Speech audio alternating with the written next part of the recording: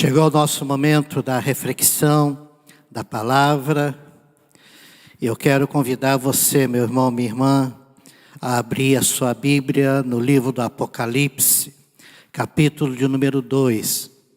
Nós vamos estar lendo dos versos de número 1, do verso de número 8 ao verso de número 11. Apocalipse capítulo 2, do verso 8 ao verso de número 11. Eu queria falar um pouquinho com vocês sobre uma igreja sofredora, mas uma igreja fiel. A igreja de Esmirna. Acompanhe aí na sua Bíblia a leitura desse texto, a partir do versículo de número 8. Diz assim a palavra do Senhor: ao anjo da igreja de Esmirna escreve: essas coisas diz o primeiro e o último, que esteve morto e tornou a viver. Conheço a tua tribulação, a tua pobreza, mas tu és rico, e a blasfêmia dos que a si mesmos se declaram judeus e não são, sendo antes sinagoga de Satanás. Não temas as coisas que tens de sofrer. Eis que o diabo está para lançar em prisão alguns dentre vós, para ser postos à prova, e tereis tribulação de 10 dias. Ser fiel até a morte, e dar-te-ei a coroa da vida. Quem tem ouvidos, ouça o que o Espírito diz às igrejas. O vencedor, de modo nenhum, sofrerá dano da segunda morte. Até aí, queridos, em nome de Jesus. Fica com a sua Bíblia aberta nesse texto. Vejam que, como nas demais cartas, esta também se inicia com declarações do autor. Ele diz: essas coisas diz o primeiro e o último, o que esteve morto e tornou a viver. Vejam que o título escolhido por Jesus Cristo aqui é o mesmo que se refere ao Pai em Apocalipse 1, versículo 8. Ele é o primeiro e o último. Meus queridos, este termo não se refere apenas à sua eternidade, ou à sua justa proeminência sobre todas as coisas. Mas esse texto, esse título, é um título de consolo. É um título que serve para dar ânimo aos amados irmãos daquela igreja a não esmorecer diante da jornada. Vejam que Jesus Cristo aqui revelado é o primeiro e também o último. Isso significa que ele começou a história pela palavra do seu poder e ele se responsabiliza por encerrar a própria história na consumação do seu reino. Ele é o princípio e o fim. E mais ainda, ele é o meio, ele é o caminho, ele é o Deus sempre presente que altera os rumos da história em favor dos seus amados. Meus queridos, nas tensas trevas das provações, por vezes nos escocemos e nos esquecemos que o futuro está nas mãos do Senhor. E que nós não estamos sozinhos. Nós não estamos abandonados. Parece que a igreja de Esmirna precisava ouvir esta palavra. Isso porque esta cidade de Esmirna foi uma cidade fundada no ano 1000 a.C., mas também foi uma cidade totalmente destruída pelos lídios 400 anos depois. Ou seja, em 600 a.C. Então ela passou 400 anos em ruínas.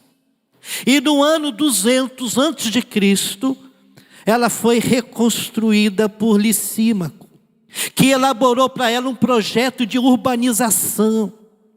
Então, diante disso, nós podemos compreender o efeito que causava os irmãos de Esmirna a palavra do Cristo ressurreto. Eu estive morto e tornei a viver. Versículo 8, pois a própria cidade havia estado morta e revivera.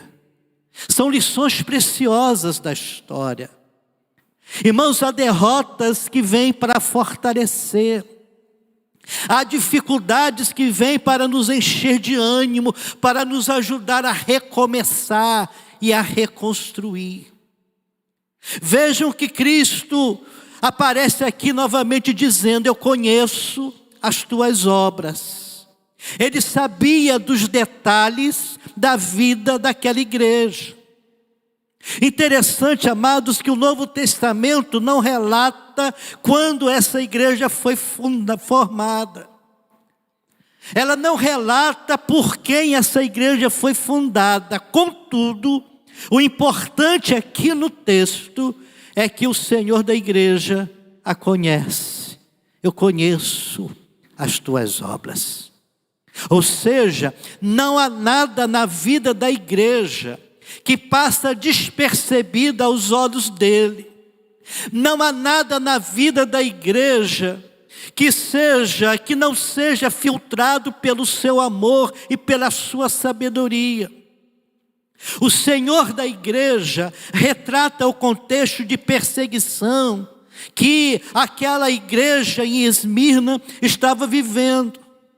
Veja o que ele diz aí no versículo 9: eu conheço a sua tribulação. Então esta palavra tribulação indica estar debaixo de um peso, estar debaixo de uma pressão.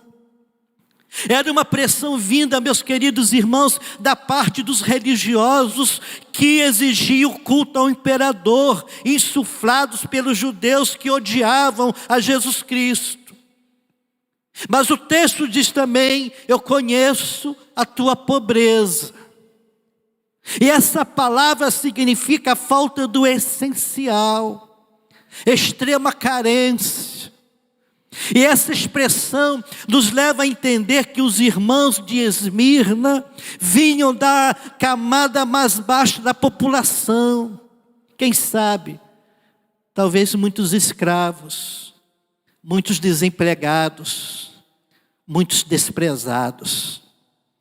O Senhor da igreja também diz: eu conheço a blasfêmia que vem contra ti. São aquelas acusações, calúnias, mentiras mal intencionadas para prejudicar a vida dos irmãos daquela igreja. A fonte dessas acusações era a mente maldosa, era o coração pervertido, conforme diz aqui o texto, dos que a si mesmos se declaram judeus e não são, sendo antes sinagoga de Satanás. E aí o Senhor da igreja vai dizer ainda no versículo 10, conheço o seu sofrimento. Meus irmãos, a palavra usada aqui para sofrimento, não é? A palavra pachor, de onde vem a palavra Páscoa, que quer dizer participar de uma dor física, moral e espiritual que envolve seguir a Cristo. E é uma coisa aqui interessante, irmãos, que eu estou convencido de que este é um ponto cego da proclamação da igreja do Evangelho de Cristo hoje. Porque nós cristãos, que vivemos num país onde há liberdade de culto, de reunião, muitas vezes tendemos a oferecer as bênçãos de Cristo, a paz de Cristo, o amor de Cristo, a salvação de Cristo, a prosperidade, a saúde física, a vida eterna, sem anunciar muitas vezes as suas lutas, o seu sacrifício e o seu sofrimento. Cristianismo sem cruz é ineficaz. Cristianismo sem cruz é ilusório. É uma espécie de ópio que entorpece, mas que não prepara a igreja. E a igreja de Esmirna encarou como privilégio a possibilidade de sofrer por Cristo. Agora, olha para o texto, queridos, e vejam que o Cristo, que é o cabeça da igreja, que é o dono da igreja, que é o primeiro e o último, faz apenas um comentário sobre aquela igreja no sentido de aliviá-los. Na verdade, é um comentário muito curto, mas é um comentário extremamente importante e profundo.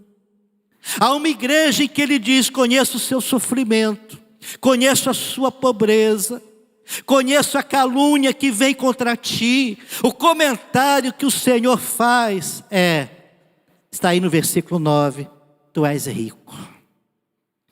Amados, quem dera nós pudéssemos ouvir essas palavras no dia em que o rei vir julgar os intentos do nosso coração. Você é rico. E o que nos faz rico aos olhos de Deus é a nossa identificação com Cristo.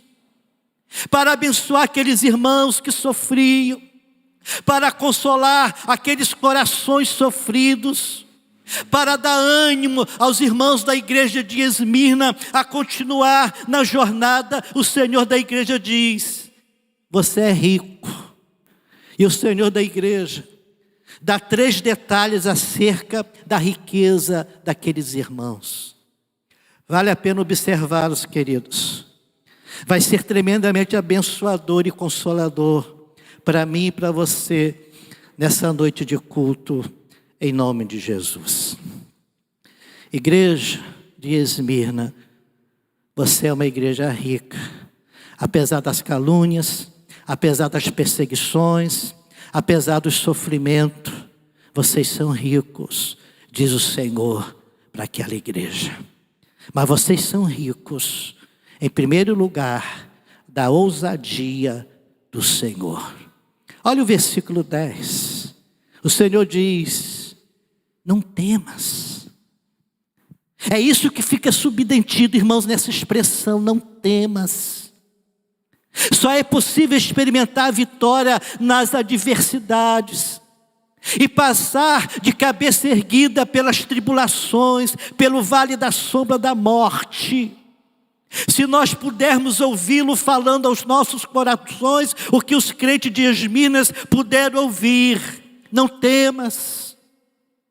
Foi essa mesma palavra que Deus usou para o seu povo quando Moisés estava prestes a morrer. O Senhor olha e diz: sede fortes e corajosos, não temais e nem vos atemorizareis, porque o Senhor vosso Deus é quem vai convosco.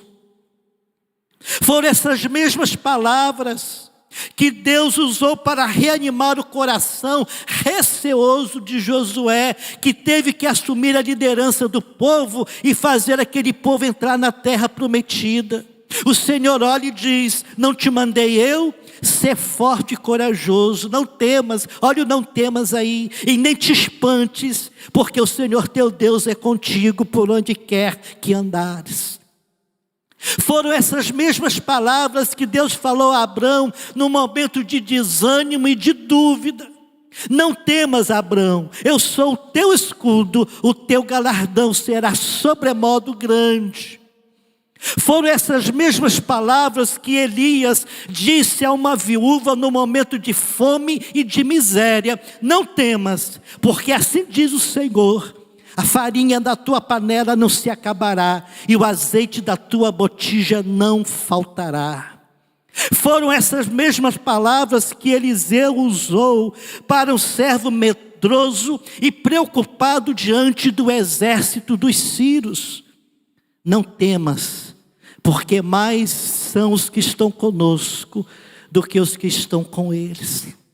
Foram essas mesmas palavras que Ezequias usou para um povo medroso diante do exército poderosíssimo de Senecaribe. Ele diz: sede fortes e corajosos, não temais e nem vos assusteis por causa do rei da Síria, nem por causa da multidão que está com ele, porque há um conosco maior do que o que está com ele. Com ele está o braço de carne, mas conosco está o Senhor nosso Deus, para nos ajudar e para guerrear as nossas guerras.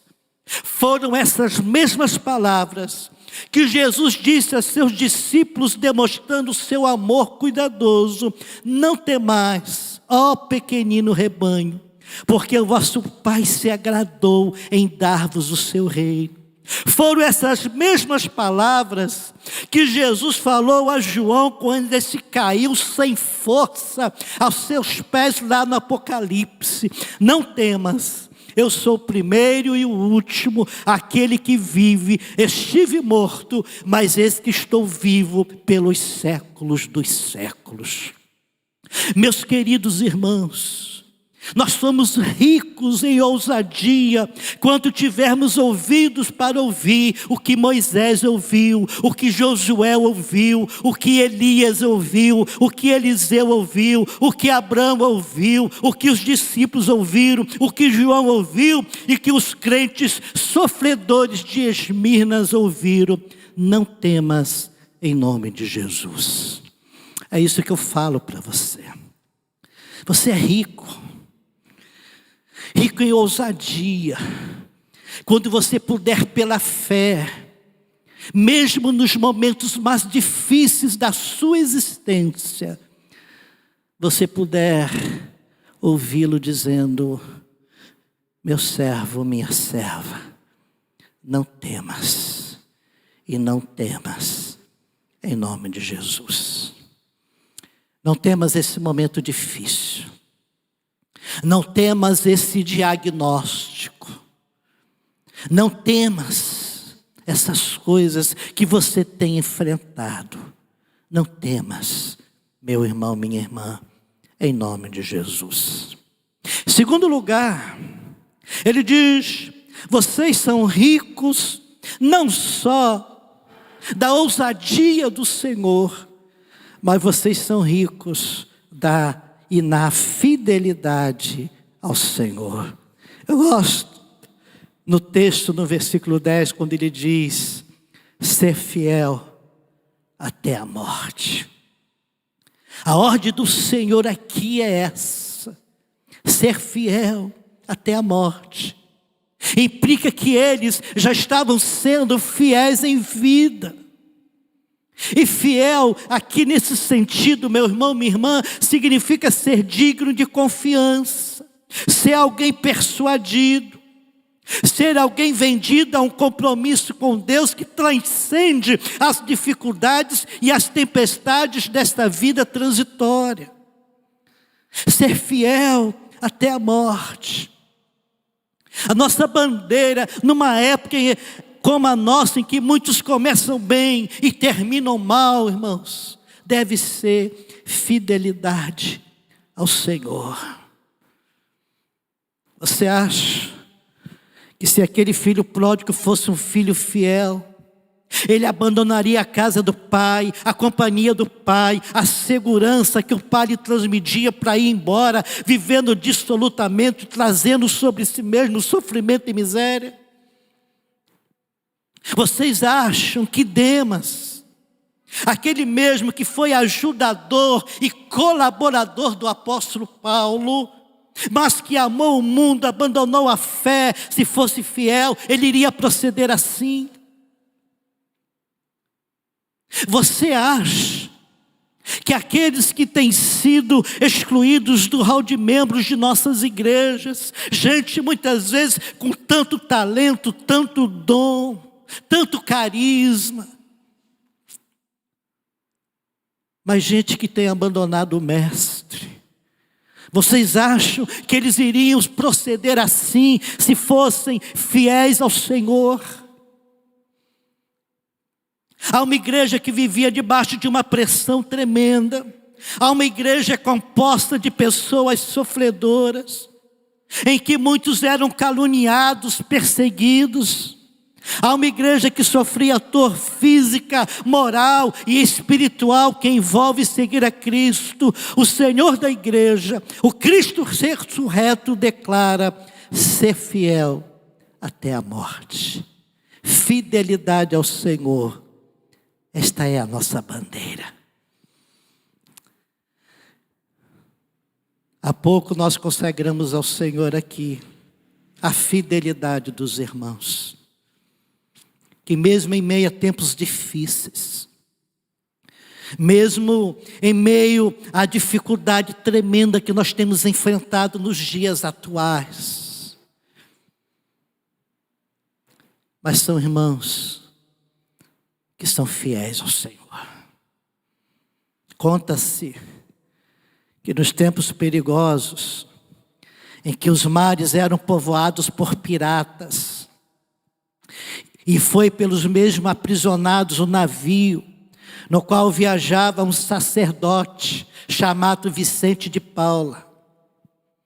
E depois de sofrer bastante nas mãos dos piratas, foram aqueles tripulantes vendidos como escravo, inclusive aquele sacerdote.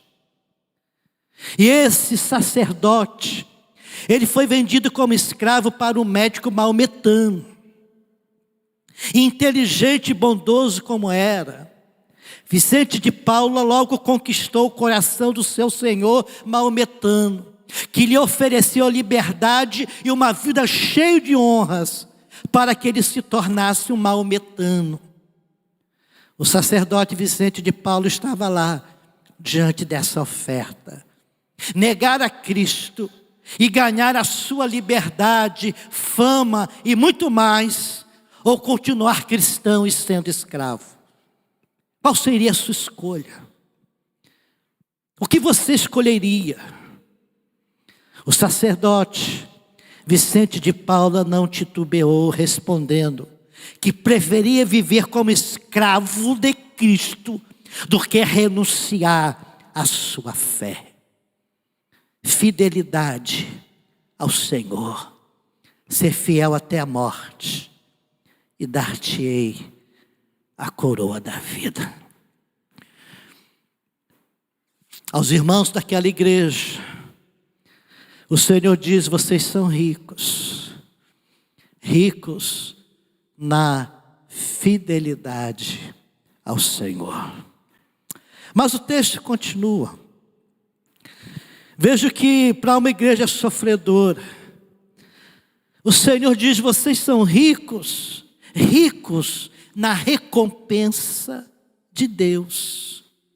Vejam que o final do versículo 10, quando ele diz ser fiel até a morte, o final é: dar-te-ei a coroa da vida. Amados, esta é uma promessa àqueles que são fiéis naquilo que têm, mesmo no pouco. Uma das causas terríveis da imobilidade da igreja hoje é sua murmuração por aquilo que não temos. Ah, se eu tivesse aquele salário. Ah, se eu tivesse naquela igreja. Ah, se eu tivesse aquele dom, aquele talento. Ah, se eu tivesse aquele carro. Ah, se eu tivesse isso, se eu tivesse aquilo. Nós estamos sempre trabalhando com aquilo que nós não temos. A igreja de Esmirna é uma igreja pobre, mas ela recebeu a promessa da coroa da vida por sua fidelidade ao Senhor. Meu irmão, minha irmã, há uma recompensa para cada um de nós, em nome de Jesus. Eu vou repetir isso para você. Você que está aí sofrendo, você que está aí em cima de uma cama, você que está aí aguardando o diagnóstico dos médicos, eu quero dizer para você que você é rico, porque você tem uma recompensa prometida para você por Jesus de Nazaré. Isso significa que a nossa jornada não terminará com o nosso corpo surrado pela doença, enrugado pelo peso dos anos, coberto de pó na sepultura, não. Isso significa, meu irmão, minha irmã, que nós receberemos um corpo de glória, semelhante ao corpo de Cristo. Isto significa que o nosso choro cessará, que as nossas lágrimas serão estancadas, que não haverá mais luto, nem pranto, nem dor, que nós habitaremos nos novos céus e na nova terra, que nós reinaremos com Cristo para todo sempre, que nós entoaremos e celebraremos hinos triunfais, de exaltação ao Senhor da glória, que nós uniremos as nossas vozes aos anjos angelicais, aos coros angelicais. As nossas vestes serão alvas, o nosso corpo será glorificado. Seremos uma só família, seremos um só rebanho. Não apenas nos conheceremos, mas vamos desfrutar de uma profunda e interminável comunhão, porque a Bíblia diz que nós haveremos de vê-lo face a face. O nosso querido pastor reverendo Hernandes diz que ainda que usássemos todas as belas expressões do nosso vernáculo, nós não poderíamos descrever a beleza inefável do céu. Aí ele vai dizer: ainda que todos os ares fossem tintas, ainda que todas as nuvens fossem papéis, ainda que todas as árvores fossem apenas, e todos os homens fossem escritores, nem mesmo assim poderíamos descrever as glórias excelsas que Deus preparou para os seus filhos. Meus irmãos, as nossas palavras são pobres demais para descrever o lugar que Jesus foi preparar para mim e foi preparar para você. As mansões da terra são casebres insignificantes demais para comparar com as mansões celestiais reservadas para mim e para você. As riquezas da terra são pobres demais para serem comparados com o tesouro dos céus. Foi por causa dessa coroa que o apóstolo Paulo declara: a nossa leve e momentânea tribulação produz para nós o eterno peso de glória, acima de toda a comparação. Glória a vir ser revelada a cada um de nós.